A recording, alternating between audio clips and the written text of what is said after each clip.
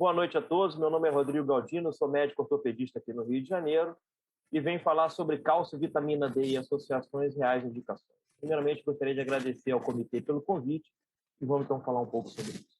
Não apresento conflito de interesse. Vamos inicialmente falar sobre cálcio. A gente tem diversas formulações aí, contendo cálcio, magnésio, vitamina K2, vitamina D. Então, vamos falar um pouquinho sobre o cálcio. O cálcio tem diversas funções. Entre eles, ele participa da coagulação do sangue.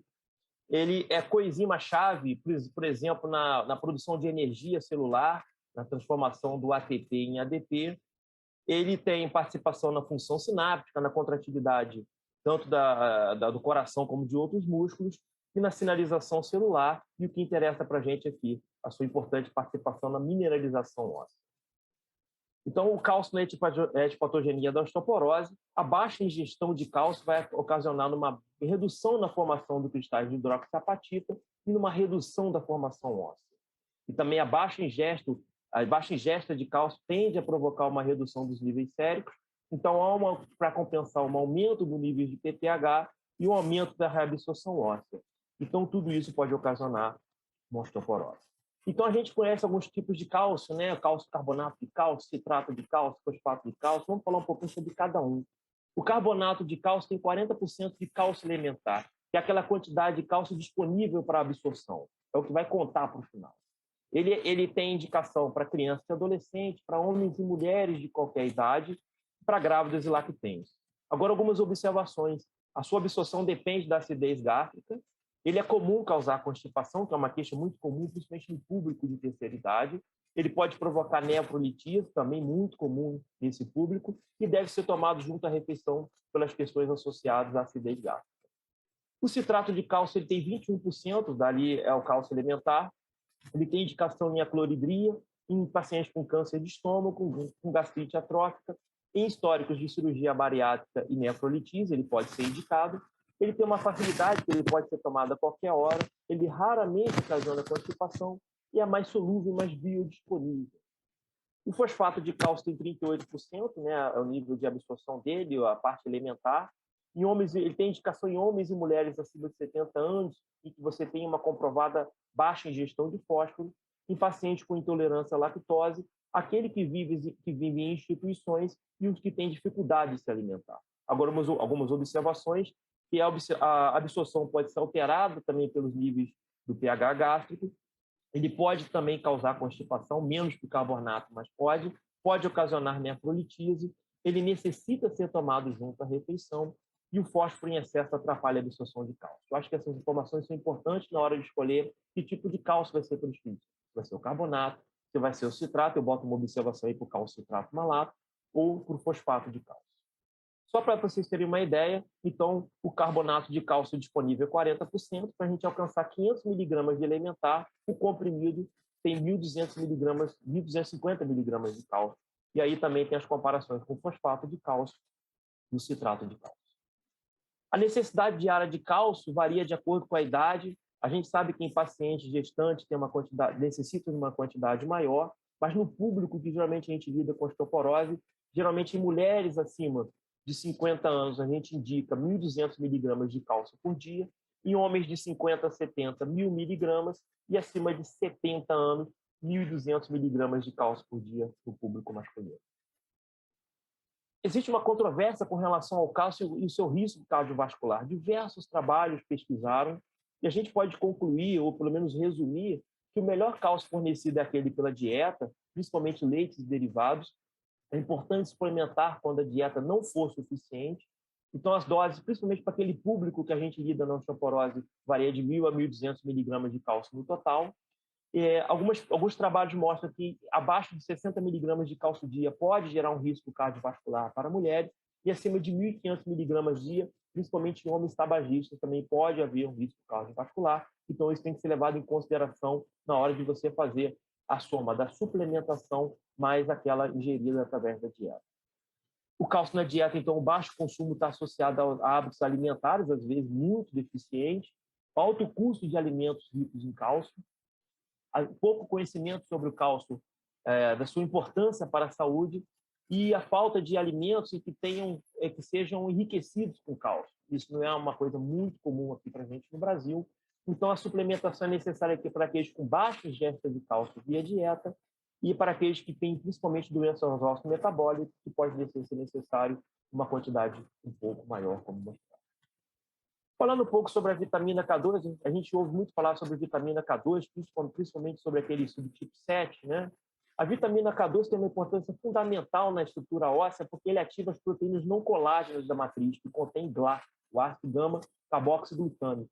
Então, ele ativa através ele faz uma ativação das gama-carboxilases, né, que são dependentes da vitamina K, e elas vão carboxilar, fazer uma carboxilação dessas proteínas, e daí ocasionar as suas ativações e fazer as suas funções. Então, a gente destaca a proteína GLA da matriz, a osteocalcina, a periostina e a proteína S. Então, principalmente a proteína GLA da matriz, a osteocalcina e a periostina, participam do controle da remodelação e a deposição mineral. Ele participa também, a vitamina K2, da modulação do receptor RANK. Então, ele inibe o RANK ligante e reduz, então, a osteoclastogênese. E a necessidade diária é de cerca de 70 microgramas dia de vitamina K2. Falando um pouco sobre a osteocalcina, que é o que a gente mais conhece, que a gente até, eventualmente, utiliza até em avaliações laboratoriais, ele regula a atividade dos osteoclastos, ele estimula a atividade dos osteoblastos, promovendo a mineralização óssea, e ele é importante para marcar um ponto de mudança entre a formação e a reabsorção óssea, então sendo importante nesse turnover ósseo. A proteína da GLA da matriz, ela tem uma expressão importante nos vasos sanguíneos, onde elas atuam impedindo a calcificação. Então, a sua ativação vai diminuir a calcificação vascular, então trazendo então benefícios cardiovasculares. Aqui a gente pode ver a vitamina K2 como um cofator que ativa a gama-glutamil carboxilase. Elas fazem uma carboxilação na osteocalcina, que estimula a mineralização óssea, e essa GPM, que é a proteína GLA da matriz, também ativa, ela vai inibir a calcificação exoesquelética, tendo um benefício para diminuir a calcificação, por exemplo, vascular. Falando um pouco sobre o magnésio ele é essencial na saúde óssea e neuromuscular. Ela tem é encontrada em grande quantidade, porcentagem no osso. Ela tem influência nos níveis de PTH e vitamina D. E a gente sabe que uma redução dos níveis de magnésio pode reduzir os níveis de osteoprotegerina e o aumento do RANK ligante. Isso afeta a rigidez óssea, reduzindo essa rigidez através do aumento da atividade dos osteoclastos, e ele também tem uma participação numa redução da atividade dos osteoblastos. O magnésio é deficiente, tem uma deficiência comum em pacientes idosos, em pacientes que têm doenças crônicas intestinais, hepáticas e renais, em pacientes com diabetes médicos que fazem uso de alguns medicamentos, como, por exemplo, diuréticos, antibióticos e antineoplásicos. É encontrado praticamente em todos os grupos alimentares, e a ingestão recomendada para homens é cerca de 420 mg dia e em mulheres cerca de 320 mg dia. Falando sobre um pouco a vitamina D, um pouco sobre a vitamina D, tão falada vitamina D, ela tem diversas funções, a vitamina D é considerada quase hormônio, mas para a questão óssea, ele aumenta a absorção intestinal então, de cálcio, fósforo e magnésio, ele participa da mineralização óssea e melhora a contração das fibras musculares, a ação das fibras musculares do tipo 2, aquelas de contração rápida, que é muito importante para a redução de queda em pacientes idosos. Então, o controle do nível de vitamina D ajuda também no nível de uma redução de queda e, consequentemente, uma redução de fratura. Aqui mostra que uma redução então dos níveis de vitamina D ocasiona uma redução da absorção do cálcio. Com isso, há um aumento dos hormônios da paratireoide, o paratormônio, que vão fazer o aumento da reabsorção óssea com uma densidade mineral óssea reduzida, assim como a redução da vitamina D vai diminuir a função neuromuscular.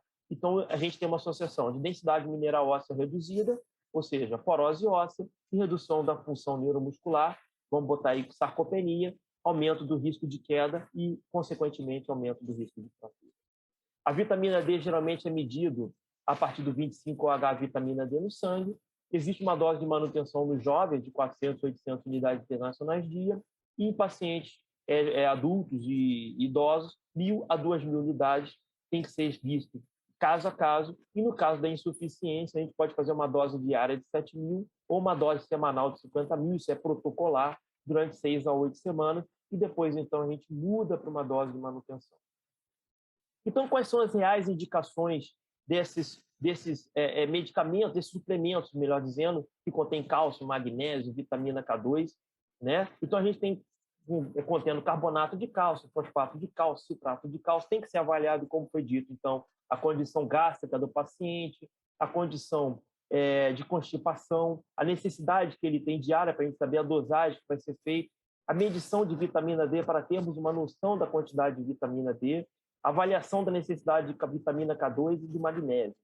Tudo isso é importante ser visto numa conversa com o paciente, onde a gente avalia seus hábitos alimentares e avaliar a necessidade real dessas suplementações. Se o paciente tiver uma boa ingesta, né, de cálcio, de vitamina D, de magnésio, a gente consegue, pode não haver necessidade de fazer suplementações, apesar de a gente saber que isso é difícil no público idoso. Então, tem que avaliar caso a caso a necessidade de cada paciente para ver qual que vai ser melhor adequado para aquele paciente. A gente, só para lembrar, que o melhor cálcio que tem é o alimentar, então é importante estimular esse cálcio alimentar, e a melhor fonte de vitamina D é o sol. Então, estimular também os pacientes a terem a exposição solar. A gente sabe que em pacientes idosos, muitas vezes, essa exposição não é suficiente e quase sempre necessita suplementar. Então, a gente tem várias formulações de vitamina D, com 1.000 unidades, 2.000 unidades, 5.000, 7.000. Então, 10.000, 15.000, 50.000. Então, tem que ver caso a caso.